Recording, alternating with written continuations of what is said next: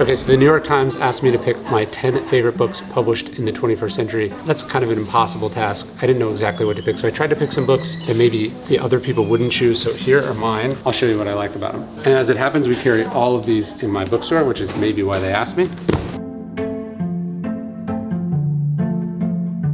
Okay, so Isabel Wilkerson's Caste was amazing. Actually, so is her other book, Warmth of Other Suns, but this may have been published in '99. Let's see.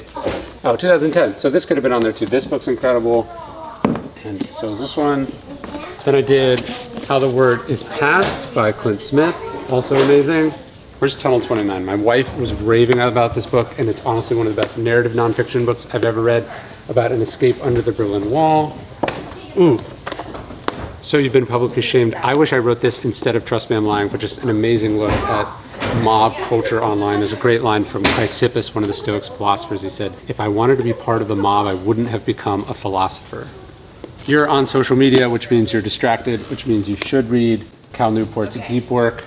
I didn't include it, but Digital Minimalism would be another one I would put on that list. I recommended Robert Greene's Mastery. Obviously, I'm a little biased in that I was lucky enough to be the research assistant on it, but I think it's his best book and one of the best books connected to deep work about how to do really hard things and how to master really hard things. Incredible book, must read alongside deep work in very distracted times when people only go to the surface of things. So I put The Road on there because I think it's one of the most beautiful books ever written about being a parent and, of course, the world feeling like it's falling apart. So this is our copy in the store. This is my copy.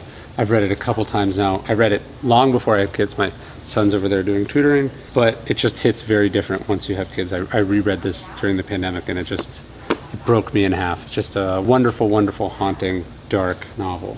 I would say that Viktor Frankl's Man's Search for Meaning is one of the greatest books of the 20th century, and many years later, actually not so distant. In 2017, Dr. Edith Eger, who was also in Auschwitz and studied under Dr. Frankl after the war, wrote this book, The Choice, which is similarly wise and beautiful and a sobering reminder of the horrible things that humans can do to each other, and then who we have to be inside of those things. The Choice is amazing.